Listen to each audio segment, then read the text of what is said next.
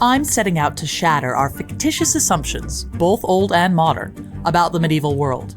This time, what sort of work did women do? Based on medieval records and looking beyond the oldest profession, I'll be taking on the jobs and businesses of the real women recorded as working and apprenticing in the Middle Ages.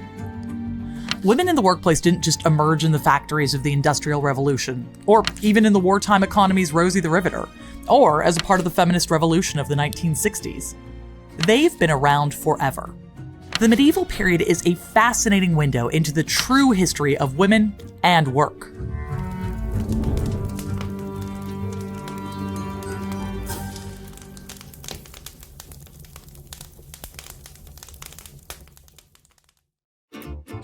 What kind of position is a wife in when she comes in to hear her child screaming, the cat at the filch and the dog at the hide, her loaf burning on the hearth, her calf suckling, her pot boiling over, and her husband complaining? This is a passage from the Halley Medved, or A Letter on Virginity, a medieval English document that acts as a really handy list for the sort of housework that women would be expected to do. But all of these chores are chores that they come in to do from somewhere else. Where's that somewhere else? Their jobs. Medieval women worked. To get an idea of what kind of jobs were available for your average medieval woman, 80% of whom would have belonged to the peasant class, I've come to Little Woodham Living History Village to apprentice under the expert guidance of experimental archaeologist Caroline Nicolay. She's quickly got me dressing the part. First up on our roster of professions for medieval women is dairymaid. You want to be a dairymaid, you don't want to be a milkmaid. Okay. Milkmaids, you are out in the field the majority of the day, you are milking cows, big animals, usually surrounded by men working, showing elbows, very bad reputation. Whereas the dairymaid has the softest hands because you always are very clean, cleanest of white linens you can possibly get, and you're always with cream, so butter, all these very nice natural fats. Ooh. And milk. So dairymaid is actually quite good. And you can get really good wages. The Statute of Cambridge in 1388 shows that the average wage for women labourers and dairymaids in England was 6 shillings per year. That's about 4 shillings less than their male counterparts, but a wage nonetheless, even if equality was unheard of. And it was preferable to toiling in the fields. So the milkmaids milk the cows, and when would you do that? About what time of day? Really early, first thing in the morning. You don't even get breakfast, you get dressed, go out, milk the cows. Okay.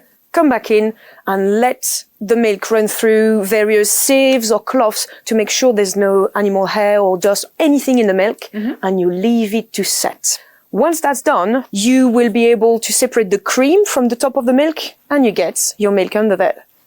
So the milk you can use to make the cheese, and the cream you can straight away use it to turn into butter. Making butter by hand is a surprisingly simple process, even for a total novice. So that's nice and warm now. Right. To make the butter, you need to agitate the cream. Ooh! Yeah. It feels like lotion or something like that. It really does, and you have such soft hands afterwards. So there you go. Look, it's actually really getting very thick really quickly. I can't believe this. So we're kind of really getting it to come together in a nice thick paste. And just imagine coming in off the fields on a cold, rainy day like this and just slathering a nice bit of butter all over some fresh bread. It's going to be amazing. And you are seconds away from butter but the buttermilk will come out and you will feel it. Oh my gosh, no, I can sort of feel a liquid coming out of it now. There's the buttermilk. I'm blown away by how even, a desk girl like me was able to make butter this quickly, with a good teacher. As a peasant household, it made sense to have a daughter who was a good dairymaid. Even for a poorer family with just one cow, you'd still have enough milk to make butter, cream, and even cheese for your home. That's really good butter. Butter is really good. Super creamy butter. I love it. But if I wanted to bring in actual money, I'd need to get more creative. A typical cash cottage industry was making cottage cheese, so long as you could get your hands on some salt and some acid, usually in the form of homemade vinegar. I prefer using cider vinegar or use crab apples to make verjuice. Because it has a nice light flavor, because malt vinegar from the ale is a bit Oh, yeah, that's a intense. lot. Yeah. We'll salt it, and you need to oversalt the milk. So to separate the cheese curds from the whey that we don't want, the acid will do that. So you can pour a bit of vinegar, give it a stir. Yeah, I can see immediately it's just curdling right up just in the minute it hit. Look at that. So you're done pretty much. That's it. Wow, really? You have Okay. the white curds on one side and the kind of yellowy whey on the other side. I can see why this was a popular job for women. With the right resources, almost anyone could bake it, so it was a real cottage industry. That's why it's not uncommon for women merchants to appear in medieval records, especially businesswomen often appearing as cheesemongers. History Hit is an award-winning streaming platform built by history fans for history fans. Enjoy our rich library of documentaries covering key events and locations of the medieval period. History Hit's medieval offering features leading historians such as Dan Jones, Eleanor Janega, and Kat Jarman. Not only that, but we've a rich library of audio documentaries covering every period of history through our network of podcasts. Sign up now for a free trial, and Chronicle fans get 50% off their first 3 months. Just be sure to use the code Chronicle at checkout. What do we need to go from a cheese like this to something that you would actually be able to sell at market? So once you have the cheese curds, you would get a clean cloth and you would put them in a cheese mold and you press it. So you add a weight on top of it. You would leave it to mature to become a hard cheese. If you are dairying properly, you have so much milk to process every day. So you have a constant work. You get some cheese on the shelf that are matured, sell them at market. Some just replace them and they need to stay there for a while. And it just never ends. Wow. But just during the dairy season. So this is big business then. You've got women who are looking after 18-some cows. You've got staff who are in there looking after your cheese. You've got staff who are milking. You have real money that's kind of going around the place if you run a dairy. Business women. Yeah, really. Another highly skilled profession that medieval women are frequently recorded as working in is professional baking. Either making the whole loaf from scratch or just providing a baking service in special bread ovens.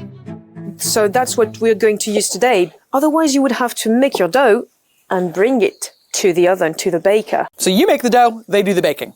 And you pay them to do that. So if you want to save money, you can bake on your fire, but you'd better not be caught because you're avoiding taxes, basically. Oh! Bread and dairy products were staples in every household, your literal bread and butter. So it makes sense that during the Middle Ages this was serious business. Bakers' guilds were introduced to protect the interests of members and to regulate controls governing the price and weight of bread.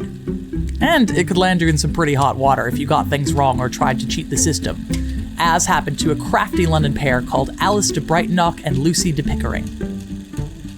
They were both bakers who were running bit of a sneaky ruse. And what they would do is when someone brought in their loaf to be baked, someone from their house hid underneath the table. And they'd made a secret hole inside the table and they would pinch off little bits of everybody's bread loaf. They would then combine all those bits of dough to make other loaves, which they would then offer for sale. They get caught doing this and there's a huge outcry. A bunch of men are caught as well. They're put in the stocks and the women are both sent to Newgate jail until all of the tables can be destroyed. So this seems like kind of a funny story and, well, frankly it is, but they're literally stealing the bread out of their neighbors' mouths when they do this. It's incredibly dishonorable and basically they get in huge trouble for it. Because, you know, when someone is doing a bunch of manual labor like this, they expect to get the food at the end.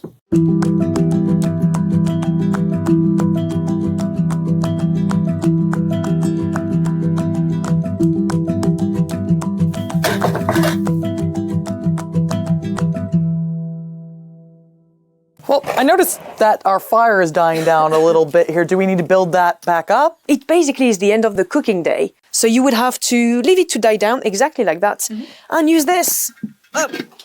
A curfew, a cover fire. It's come from couvre-feu. So curfews to stop the sparks going up the chimney because of course everything is made of thatch. And as houses are usually very close together, the whole neighborhood might just go up in flames.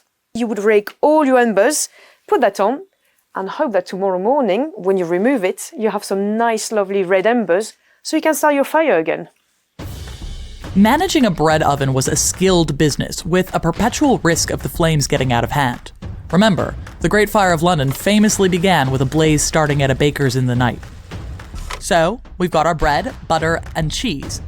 But I think I'm going to need something to wash it all down with. My favorite drink, beer. Brewing was frequently a female profession. Most women would make their own ale at home, but in the professional world, it remained largely feminized work as well, and alehouses and breweries were often run by women known as alewives. Now, this isn't women's work that was as accessible as being a dairymaid. A brewer with her own large-scale brewery was probably one of the wealthier peasants. In fact, it was so lucrative that even members of the nobility sometimes got involved. And it was another industry that was heavily regulated with serious punishments for those who made a mistake or tried to skimp on ingredients. And, like most professions in the Middle Ages, it was hot and sweaty business that wasn't without its risks. If you dig into the records, you can find evidence of women involved in accidents as well, such as Lady Juliana de Beauchamp. Her brewing business was profitable enough to employ several female assistants. Two of her brewing maids were carrying malt to put in a huge vat of boiling water in order to make commercial beer. One of them slipped and fell into the boiling water. The huge vat that they had been using to carry the malt in fell on top of her. They managed to pull her out, but she was scalded to death and she died really shortly thereafter. So while this seems kind of cute and a nice thing to do, it's also important to keep in mind that this is really dangerous. We're dealing with huge quantities of boiling water. You're dealing with really heavy things. So women are doing really dangerous work all the time.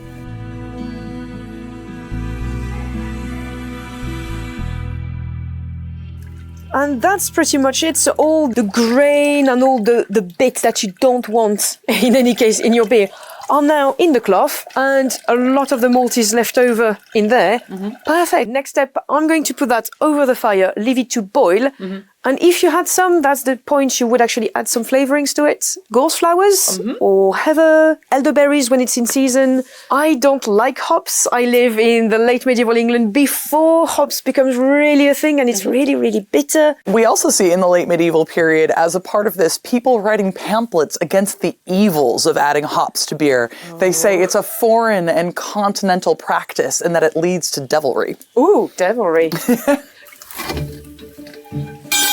When that will have boiled or will be boiling, we bring it back, put it in another clean wooden tub and leave it to cool down. We'll add some balm, some yeast from a previous batch of ale, and we'll leave it there, just covered, to begin to ferment. And as soon as it starts, in these. Right. You leave them open, so the fermentation produces gas, it comes out.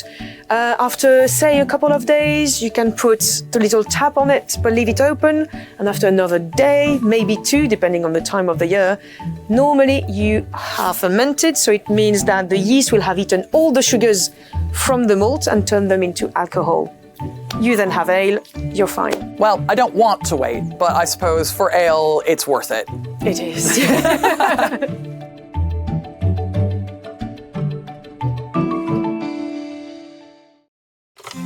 As we move away from the countryside and into towns and cities, we have plenty of records showing that urban medieval women worked as everything from carpenters to painters, goldsmiths and blacksmiths. But here in the city, there are fewer women producing food and textiles. Not for a lack of skill, but because they weren't allowed to join the men-only guilds and apprenticeships. Despite this, women were often allowed to practice if it meant continuing the work of an elderly or deceased husband or father. This loophole enabled many women to gain a foothold in lucrative occupations. We know a very successful tradeswoman worked here at Greyfriars Church in London as a specialist stonemason, carrying on the family business. One particularly interesting medieval craftswoman was Domina Agnes Ramsey. She was the daughter of the master craftsman William Ramsey, and it makes sense that she becomes a master mason herself upon his death in 1349. What isn't quite so common as learning at your father's feet is the level that Agnes was able to maintain. She is contracted by none other but Queen Isabella herself to make the funerary tomb for Edward II here at Greyfriars in London. The cost of this contract was £100, an absolutely vast sum of money in the medieval period. We know that she was also working at churches all over London because we have lots of records of all of her business dealings. And this makes a lot of sense because London had lots of need for masons. There's plenty of monasteries, churches that always need building. We know that Agnes dies in about 1399 because that's when the paper trail dries up. No more contracts, no more record of Agnes, probably no more Agnes. Now, I absolutely love the story of Agnes, but I want to know more about medieval masonry. So to do that, I'm visiting the most important religious site in medieval England, Canterbury Cathedral. Canterbury Cathedral has seen plenty of changes over the centuries, but the church you see today is nearly all built in the Middle Ages. The team that preserves it used many of the skills perfected by their medieval predecessors, and Jen Jordan follows in the tradition of female masons. How many masons do you have working now at the cathedral? We have a team of about 14 at the minute, Okay. including apprentices. So 14 masons just in this particular shop, and that's only for Canterbury Cathedral, right? Yeah, we're employed directly by the Dean and Chapter of Canterbury Cathedral, so we are in-house masons. And the fact that you're a woman, you're a mason, and you've come up through the apprenticeship system, that's not at all unusual, even from a historical context, is it? All across the cathedrals, we've all had a fair share of female masons, I'm glad to say. Wherever possible, medieval methods are still used, from traditional paper templates to tools. This is a handmade cathedral. And now it's time for me to make my mark. One good strong hit and then draw it back and then replace it. Okay, all right. No, it's good to watch someone fail at this completely just to see what a good mason you are. Don't let my father, who's a carpenter, see this. He's gonna be ashamed of me. Okay. Look at the difference. Here's your like really neat straight line, and then here's my just completely off track. I think, yeah, I'm gonna need another 3 years at least.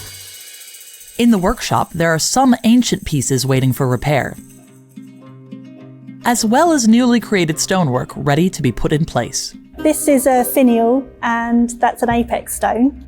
Got this nice high medieval, really pointed arch, which is what I like to see. I like a little bit of Gothic in my stonework. What kind of stone is it exactly? This is a French limestone lavaux. The original stone on the building is carnstone, a really beautiful stone, but we have limited resources of that, so we've had to use a similar stone. Oh, but I love that though, because it reminds us that stone actually is a finite resource, especially when you're using it to make huge buildings like Canterbury.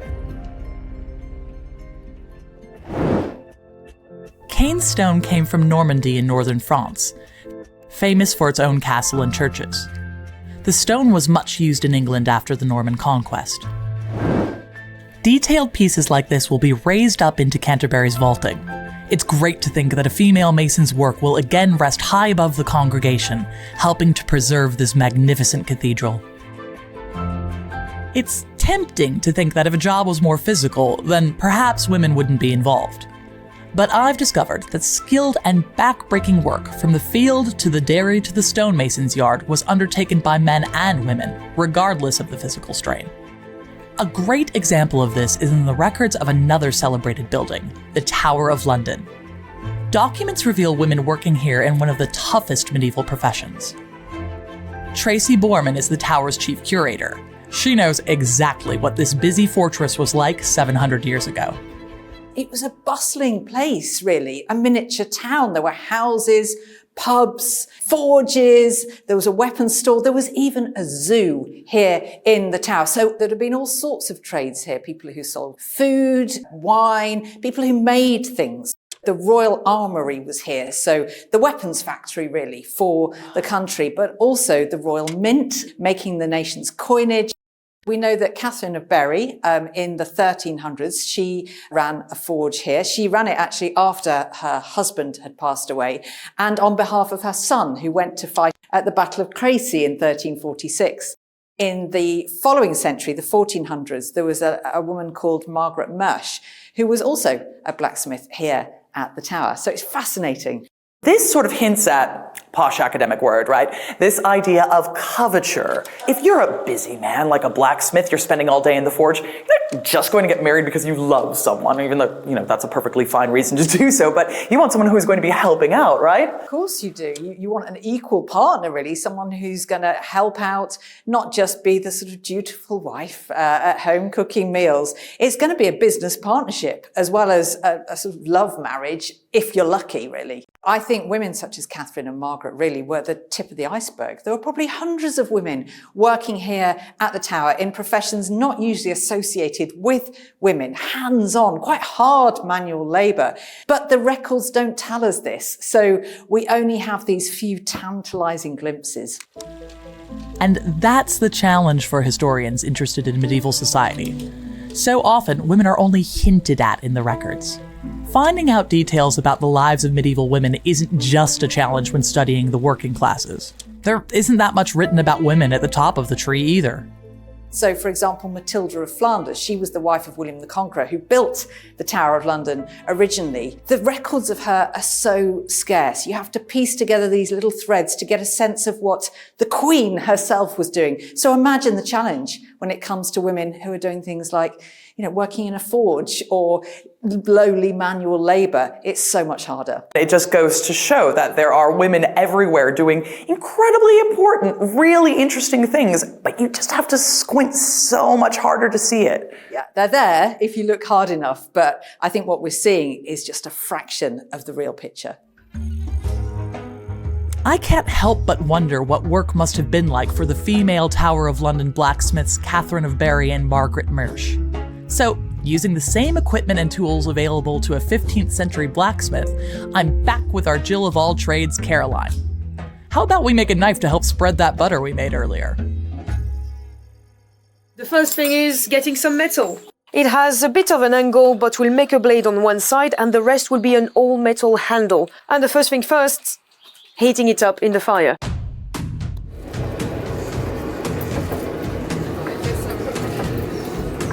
Ooh. Right, that's hot enough. So what we'll do is we'll basically hammer a point on one side.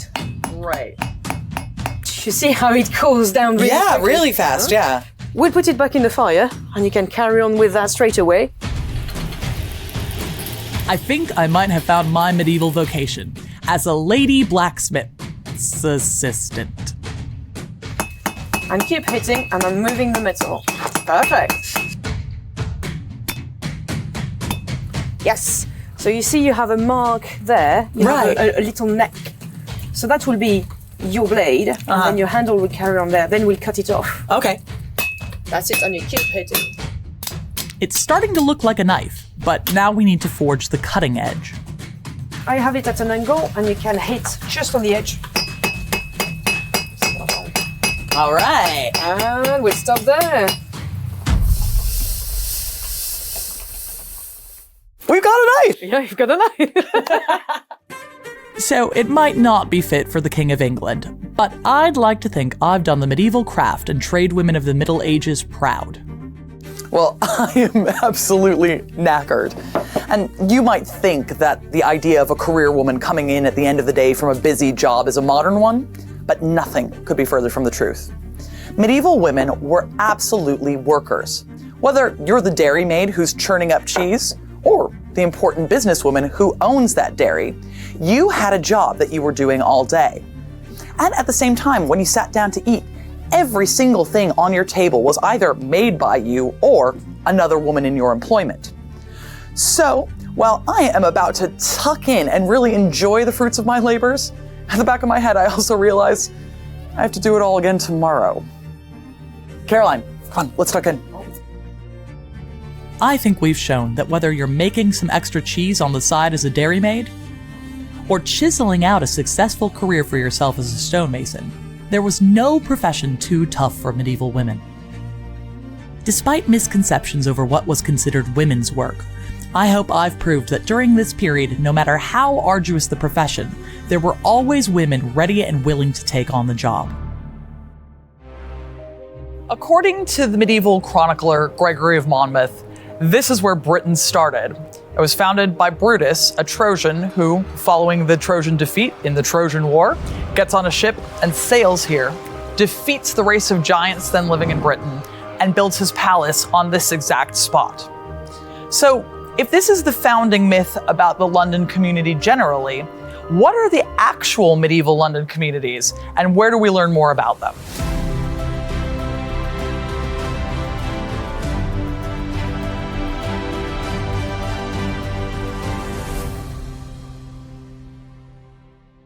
Our first stop is here at the London Wall, because there's literally no better way to define who is a member of the community of London by whether or not you're inside this wall or outside of it. The wall itself was actually built by the Romans when London was Londinium, and it was built from the 2nd to the 3rd century BC. After they leave Londinium, London itself actually collapses, and the settlement is moved sort of outside of London and outside of the walls. But the walls still are used for important fortification purposes. We do know that when battles would take place, the Anglo-Saxons would come inside the walls and use them for defensive purposes still. In 886, when London is re-established by Alfred the Great, what he does is moves the Anglo-Saxon settlements from outside of the walls back in and rebuilds the initial Roman walls as a symbol to say, London is back again. Walls actually have a series of functions, though. Yes, sometimes they're protective. London's extensive walls protect it from armies. Down on the river, the wall protects from pirates, which, believe it or not, attack multiple times throughout the medieval and Roman periods. But they also have some purposes for taxation. So say you want to bring your goods to market in London, one of the largest cities in Europe. The wall means that you have to bring all of your goods through gates, and there it can be checked by members of the city guards to see what you're bringing in and to make sure that you are paying an appropriate tax in order to put these things on sale. For all intents and purposes now, this is the middle of the city, but for medieval London, you're right at the edge of things. And what that means is you're kind of at the edge of what the city can offer you as well. Oftentimes, you would see that poorer neighborhoods are more distributed towards the outward end of things, whereas the richer bits are right in the middle of town where things can be a little bit safer and a little bit better guarded. One of the interesting things about the medieval wall and the fact that it's built off of the Roman one is it shows us a really medieval idea of what makes things important. For medieval people, Roman things were always considered to be better and a kind of position of authority. So when Alfred decided to move London again onto the old Londinium and reestablish the old walls, one of the things he's saying is that this is a big, important city once again. This is the sort of place where people rule from.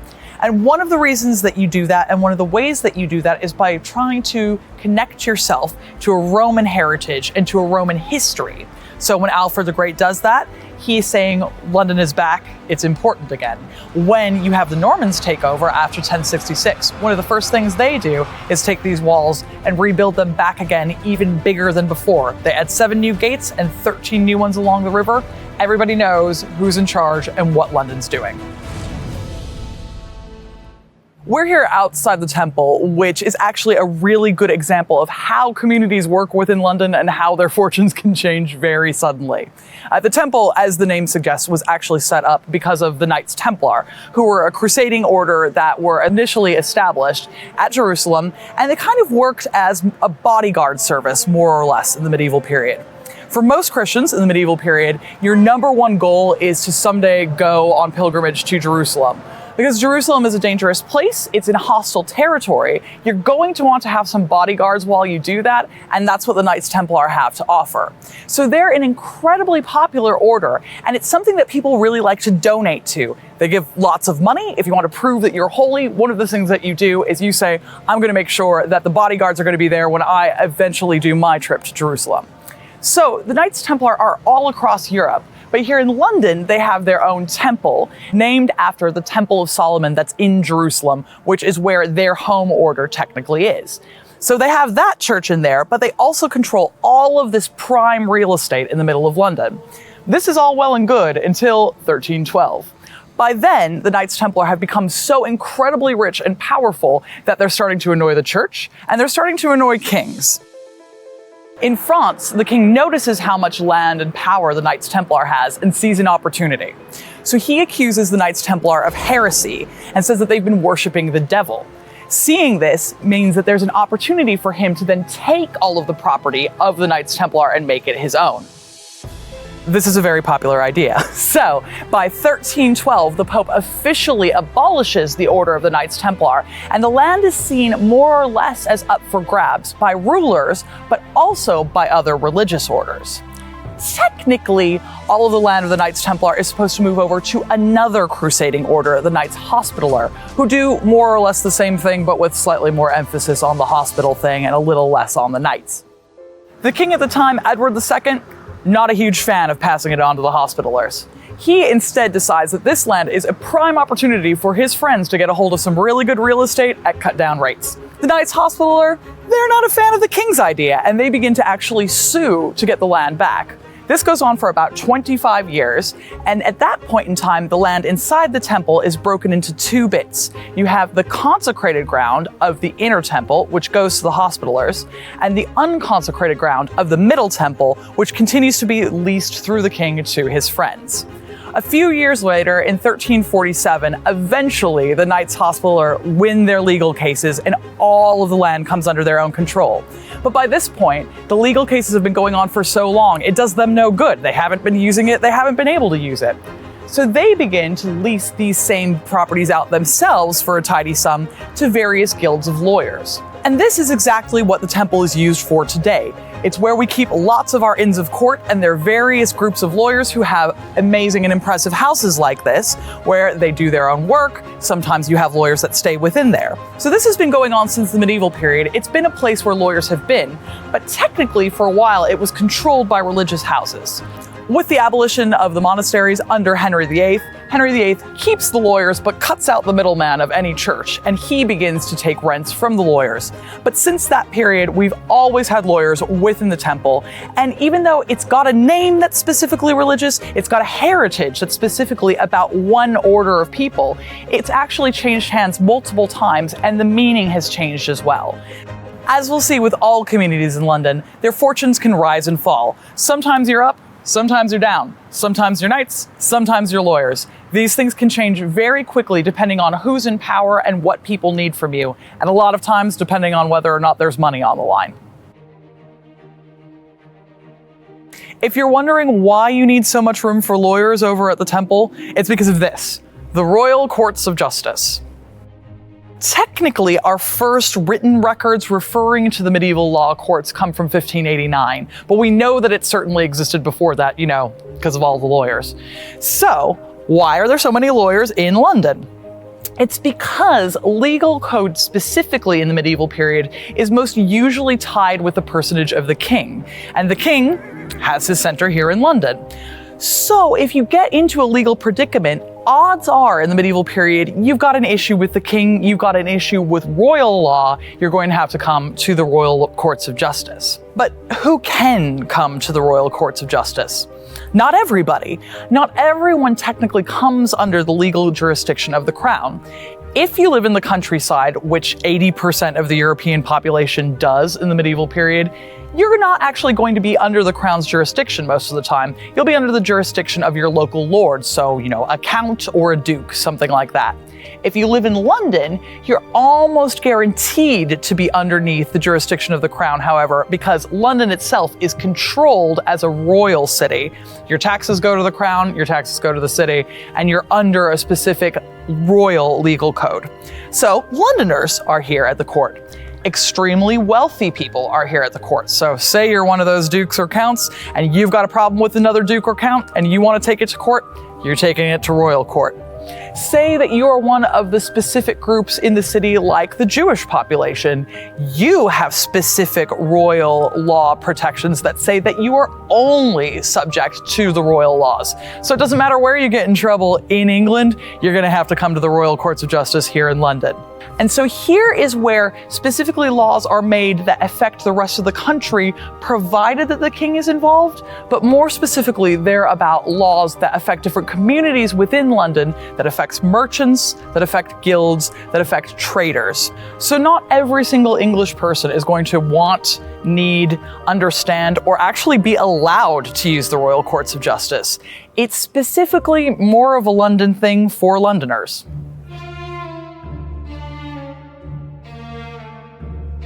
So, Dan, we have already been by the temple. Yeah. We've already been by the royal courts of justice. Now we're here at the Old Bailey. How do these things connect to each other? So this is the central court in London, Central Criminal Court is its proper title there. Everyone always calls it the Old Bailey because it's on the Old Bailey. This is where, some of the most infamous and famous cases in history have been tried. And I think one of the things that's really interesting about this building is, you look at the Statue of Justice at the top of it, and it's the pinnacle of the way that our legal system has developed. But actually, it was Newgate Prison, and the Old Bailey is built on the site of Newgate Prison, which by all accounts was a pretty awful prison. A lot of public executions took place here, and the last public execution in the UK happened here in, I think, 1868 it was. We look at it now and everything feels very ordered and very reasonable, but for a long time it's been a really quite controversial place. Say you're a Londoner, Yeah. there's something going on, you have to get involved with the legal system. Yeah. Are you more likely to be here, or are you more likely to end up over at the Royal Courts of Justice? So it depends what you've done, is the answer to that, inevitably. If you've stabbed someone or murdered someone, you're much more likely to end up here. To give it some context, if I set out small claims against someone, you're very unlikely to end up in the Royal Courts of Justice. Okay. You're much more likely to end up in a small county court, of which there are many, many around the country, and also in London. So one of the things I find interesting about medieval law is that even though, we're talking about this exciting, sexy stuff that happens here, which is like crimes against people, that's not what the majority of medieval law is, really, is it? No, it isn't really. I mean, one of the most important things in English law, and one of the key tenets of it that has always been protected hugely, is property. And the idea of property ownership and the punishments that are doled out if you breach that ownership and take something which isn't yours, are nowadays what we would consider to be pretty horrific and quite brutal. But obviously imprisonment was one of the key ones, and people would end up in a prison like Newgate Prison for that. So what kind of crimes are we talking about that get you sent to Newgate kind of more specifically? So it could really be anything. I mean, if you stole a pig, that's the kind of thing that could end up with you being in there. But one of the things that I've always been really interested in is the criminalisation of debt. And that's quite an interesting topic, which we don't perceive now. And we all have credit cards and we all have, mortgages and everything else. And unfortunately people get into trouble, and that has become civil and is now seen as very much a civil thing. But back in the medieval period and after that could could result in you being put in prison for really quite long periods of time, for you to be unable to pay debts back, which I think is a really interesting concept, very much about how easy we are about debt now and relaxed we are about it. But in those days it really wasn't as simple as that. So people who are getting in trouble for things like debt, what are we talking about in terms of who's legally culpable? Are these all adults? When does the conception of kind of an adult begin from a medieval standpoint? The early modern period is the first time when people start to begin to see children in a different way to adults and begin to dress them in a different way and treat them legally in a different way. Debtors and people who have been arrested for property offences and everything else who end up in prison, they're children. I mean, what we would now describe as children who are being found guilty of crimes and locked away, effectively. So the people who are getting in trouble for debt, is it always what you and I would consider to be, poor people? Or who is actually getting into this sort of trouble? No, it's not. I mean, regularly, perhaps not regularly, but it does happen where it's, aristocrats and nobles are also put in prison for debt-related issues. Your experience is very different depending on whether you're wealthy or not wealthy. If you're wealthy, you can afford better food, you can get better rooms, you can have a nicer experience, and you can bring servants with you and they will look after you. If you're poor, you're effectively thrown into a room and sort of left to get on with it, which is not great. I mean, when we're talking about debtors' prisons, they would often have to buy their own food, which of course if you don't have any money and you can't afford, and you're in there because you're in debt, you just end up getting into more debt. So this awful cycle where they're never going to escape. So yeah, really tricky. So the reasons why you end up in jail here or at court here are completely different from the reasons why you end up in court over at the Royal Courts of Justice. Yeah, no, they are very different and they work in a very different way. And they always have, which is it's the interesting part of it. Yeah. Ely Place is one of my favorite places in the City of London because technically it's not in the City of London. It's in Cambridgeshire. As the name indicates, Ely Place is owned and under the jurisdiction of the Bishop of Ely. The Bishop of Ely had his palace here in Ely Place, so if he needed to attend to legal matters, meet with the king for any reason, he could come and stay in his palace here. Because it's under the jurisdiction of the Bishop of Ely, this church here, one of the few medieval churches left in the City of London, is technically named after an Ely-based saint, Saint Ethelreda. The church here is specifically named after her to spread the cult in London itself. St. Ethelreda's was very famous in the medieval period for growing the best strawberries in London, and there's still a strawberry fair here every August. The reason why this legality is interesting, other than just, pub trivia, is say that you've broken a law, you're on the run from a posse, you know you're gonna be cornered soon. If you're running through London, you get yourself to Ely Place. Come and duck into the pub. Technically, the posse has no legal jurisdiction here. You can sit back and relax and sink a couple without them being able to do anything. We're moving on now from the Old Bailey. We've been to the Royal Courts of Justice, but the thing about the way that punishment works in medieval London is it's not always tied to actual courts, right? Yeah, that's right. I mean, one of the things that happens a lot is, of course, executions and, places of execution. And that's obviously, a really big topic of interest. And we're actually walking now towards one of the big ones, which was Smithfield. And it's where, for example, William Wallace was executed there. And, a lot of common criminals were executed there as well. It's, a real hotspot for it. So you say common criminals, what are people doing that gets them executed as opposed to put in jail? So it's what we would probably call the more serious crimes nowadays. So things like, murder, some crimes that we wouldn't necessarily imagine, things like counterfeiting. That was a real problem and has been a problem in the medieval period and into the early modern period. And it's one of the reasons why our coins have ridges around the side of them, so that you can't shave a bit off and then make that on the new set of coins. It's an incredibly important place in the medieval period, but you could almost be forgiven for not knowing that, because when you come around the corner, the first thing you see is the giant Victorian meat market. Absolutely. Obviously it would have been Fields, which of course is why it's called Smithfield. Almost impossible to really imagine it, to be honest. But there is a reason that you come to somewhere like Smithfields to do your execution, right, as opposed to doing it down the road at the jail.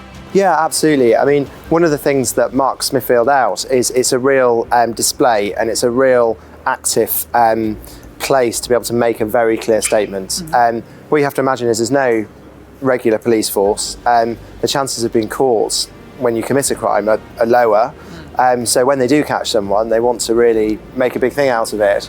And they're popular. I mean, one of the reasons why it's done here is because there is enough room. This was then outside of the city walls, and there's enough room to do them because thousands of people turn up. It's a really big day out. There's lots of fast food. It's like going to the football or something. But the thing about Smithfield, or Smoothfield, it's called in the medieval period, is it's this big place of public execution, but it's also a literal meat market, right? Yes, yeah, it is literally the meat market. So the cattle are driven in. A lot of them are killed and culled actually here. Obviously not anymore, but they were. It is described in a lot of accounts as being a really noisy, brutal, dirty, disgusting place, effectively, which I guess is one of the reasons why it then becomes suitable for executions, to have the space to do it. So you have a lot of dead animals, you got a lot of dead people, but because it's outside of the city walls, it sort of allows you space to do the less pleasant things that keep a city moving. Yeah, exactly. It's a real exhibition space in some ways. A lot of the stuff which keeps the city moving in terms of crime and punishment and in terms of physically feeding the city happens around here, which is obviously not what you see today, which is quite interesting. But it's not all blood and guts at Smithfields. People come for fun things like tournaments or fairs, and they also come for miracles.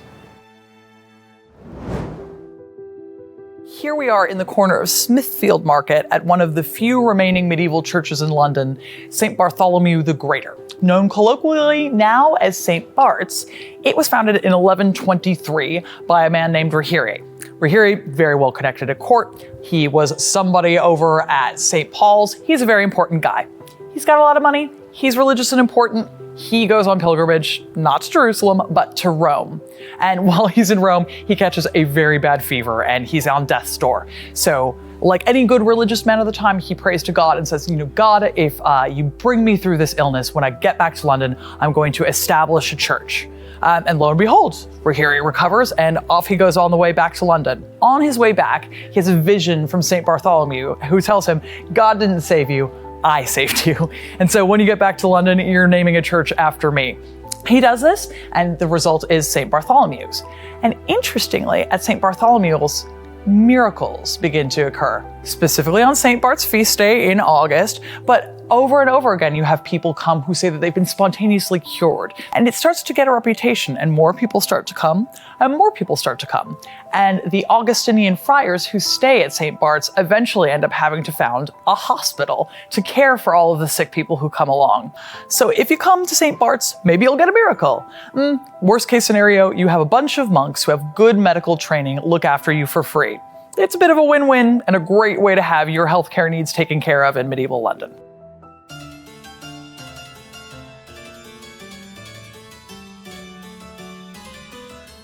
This is Guildhall. Never the Guildhall, always Guildhall. And interestingly, we don't actually know where that name comes from. Our best guess is that it comes from guild in Anglo-Saxon, meaning gold, and that this is where taxation used to take place in medieval London. We also know that this was a very important place for the office of the mayor, and it's one of the most unique things about London in general in the medieval period. It has a mayor. And it has a mayor specifically because the king has allowed that to happen. So London is a weird kind of anomaly. They pay taxes to the king, they're under the jurisdiction of the king, but they have their own municipal government that they themselves are allowed to vote in. This is really uncommon in the medieval period, and most cities wouldn't necessarily have their own government that they get to elect in any way, shape, or form. Instead, they're either under the jurisdiction of the king himself or their local noblemen. And this is one of the things that makes London such an interesting community, because to a certain extent, it is self-governing. Even more confusingly, the guild or tax would be coming from guilds, some of the most powerful associations within London themselves. Guilds can kind of be thought about as sort of like a medieval trade union. So the mercers or cloth makers would get together and they would say, in order to be able to sell cloth in London, you have to be a member of this particular guild. This is a way of regulating quality. You know that if you're getting a London gilded cloth, it's always going to be of high quality because these people have to answer to their guild about it. But it's also kind of an extortion racket because it means that there's no way in unless the guild says that you're allowed in. At any rate, these people become fabulously wealthy. They're the sort of person who gets elected mayor, and they're the people who are paying taxes at Guildhall. While what we see here is a 15th century building, it was built on top of the Roman Colosseum that was initially here when this was Londinium. So this is again another great example of how Londoners enjoy taking Roman things and rebuilding to associate themselves with it and make sure that everyone understands how important a particular place is.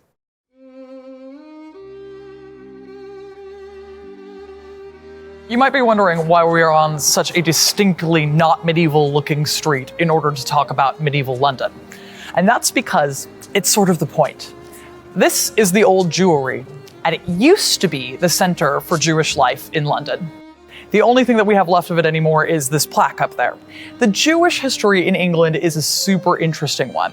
We know that there were Jews living in the country kind of in the 6th century, and we know this because of laws prohibiting Christians from having dinner with Jews. The Jewish community greatly expands, however, after the Norman conquest, when the Jewish community in Rouen was invited over along with William the Conqueror. The Jewish community was invited to London to do one specific service especially, lend money. This is because for medieval people, lending money at interest was considered a sin. For Christians, it was sinful to lend money to Christians. And for Jewish people, it was sinful to lend money to other Jewish people. But Jewish people had a proviso where they were allowed to lend money to Christians especially. And this is very useful. So the sin of usury or lending at interest did not count for them. The Jewish community was invited in expressly to provide these financial services. And in fact, they had a royal law that said that they could do this. This is called the Jewish Charter. The Jewish charter did two things. First, it made sure that there would be the financial capital available to make London a new financial center under the new Norman rulers. Secondly, it established that the king was the only person who got to tax the Jewish population. A population that is making all of their money through financials means that there is a lot more tax coming through. As a part of this, Jewish people were also only subject to royal law exclusively. No matter where you were, even if you weren't in the city of London, you would always go to a royal court if you got in trouble. This was seen as a win-win by everyone other than the people who were borrowing extensively from Jewish people. Eventually, over the centuries, resentment towards the Jewish population began to build up. Jewish people would be accused of what is called blood libel. Essentially, anytime a Christian child showed up dead, Jewish people would have been accused of murdering them.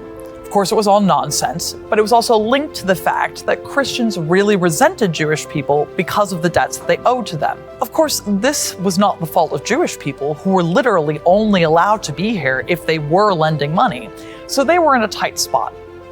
Unfortunately, over time, this resentment built up to such a level that there were multiple pogroms against Jews, which would mean that people would come in and literally burn down their synagogues, burn down their houses, and take their things. In London in particular, this built up until 1272, when the Great Synagogue here was itself abolished. Jewish people were told, well, you have to stop lending money. But this led to a question. If they were legally obliged to lend money and could now no longer lend money, what were they supposed to do? Eventually, in 1290, this led to the Edict of the Expulsion of the Jews, and they were all asked to leave England. This made England, and London in particular, an anomaly in medieval Europe. Every other major financial capital would have a thriving Jewish population who was providing financial services. England and London stood alone in making sure that they no longer had a Jewish population that could do that. So this is another sad story about the rise and falls of particular communities within London. And it's another story about how communities can completely be discarded once they are no longer useful to the individuals who asked them to be here in the first place. And in particular, the reason why Jewish people in London fell out of favor was being too good at their own jobs. Eventually, the king was in more debt to Jewish people than he was making in taxes from Jewish people. And at that point, they're asked to leave. It's another opportunity for us to ask how communities work. Who's a part of a community? How do they serve it? And how do we delineate between those two things?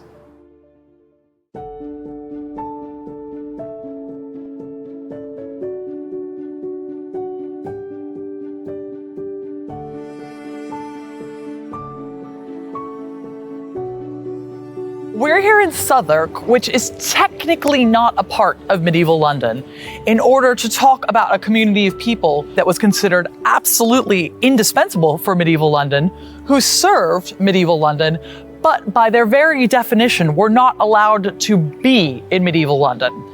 I am talking about the Winchester Geese, otherwise known as the sex workers of Southwark.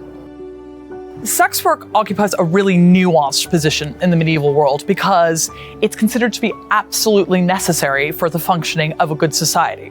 St. Thomas Aquinas has referred to sex work as the cesspool that keeps the palace of God clean. So what that indicates is that while it's certainly something that is considered necessary, it's not generally considered to be laudable. And sex work in any major city had to usually take place somewhere not in the middle of it, because it's no one's favorite feature. So sometimes that would mean that you needed to do sex work up against the city walls, just outside of the city walls, or here in London, across the river in Southwark. Sex work in this instance is not what we would call specifically decriminalized, but it's legal. So there's a right way to do it, there's a wrong way to do it. There's a right place to do it, there's a wrong place to do it. So in London, you need to be here in Southwark, but you also need to be wearing specific clothing, also called a hood of ray, which is a kind of headdress that we know was made out of black and white striped cloth. So basically, as soon as someone sees you, they can identify that you're a sex worker. And you definitely have to be doing your sex work here in what is kind of like a pleasure district. So some of the things that go on in Southwark are certainly sex work, but there's also the Southwark stews, which are just up on the river. And that's where people go to bathe for pleasure. Contrary to popular opinion, Bathing, huge in the medieval period. They absolutely love it. They see it as going to the spa, and that's where you get your bathing done. But everyone's kind of hot, everyone's kind of naked and wet, and that lends itself to kind of sexy thoughts. And the sex workers are here to kind of take advantage of that. So what happens if you are one of the hundreds of women who's required to do sex work in the City of London? Well, if you do it legally and you do it right, it doesn't have the same kind of stigma that it has today. So say you work as a sex worker and you're tired of it. You're a little bit over it, you want to do something else. What you do is you go to your local priest and you say, "Bless me, Father, for I've sinned. I've been working as a sex worker." He'll say, "No worries, my child. Welcome back to the fold. Your penance is that you have to get married and start a family." And then that's it. You're out. But what happens if you don't make that 180? Well, unfortunately, you might end up, when you die, in somewhere like this. It's a very beautiful spot, but this is the Crossbones graveyard. It's unhallowed ground where all of the unrepentant sex workers were buried because they died outside of communion with the Catholic Church. So if you die in a state of sin, you have to be buried here instead of a regular churchyard or graveyard. Sadly, along with the sex workers, there's also a number of children who are buried here. There's a very high infant mortality rate and very high child mortality rate in the medieval period. And if your child, as a sex worker, dies, then they're considered slightly sinful as well. And they are often buried in the same place that their mothers ended up. So, as I said before, one of the colloquial terms for sex workers were the Winchester geese. Where'd they get that name? Well, this is a nice little business opportunity for those who are ready to exploit it. And one of the primary people who was interested in exploiting it traditionally was the Bishop of Winchester. Much like the Bishop of Ely having land in London, the Bishop of Winchester owns almost the entire south bank of the river here in Southwark. And this is a place where, again, all of the stews are. People come to take baths. People come to see sex workers. He sees this as a nice business opportunity. So he rents out the land to various sex workers, and he gets to recoup the money from that. And his soul and conscience are completely clear. This is something that is completely acceptable within a Catholic context.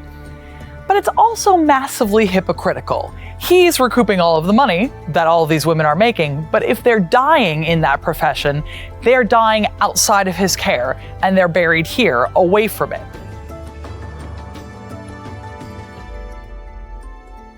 So this is another example of a medieval community who are considered absolutely indispensable, completely necessary for urban life, and when they are financially expedient and it's making money for someone else. But the second it becomes theologically difficult, they can be disposed of without it ever troubling your own conscience. Medieval London is a community, but within that community, there are several separate other communities that have their own parts to play, whether they're legal, religious, pleasure-centered, or financial. And each one of those communities' fortunes can rise and fall, depending on their use to the other individuals within that same community. So when we're talking about medieval London, we're definitely talking about one city, but we're talking about several communities within that as well. In other words, we can think of medieval London like one beautiful tapestry. Lots of individual, interrelated threads come together with their own important influences to create one contiguous and beautiful whole.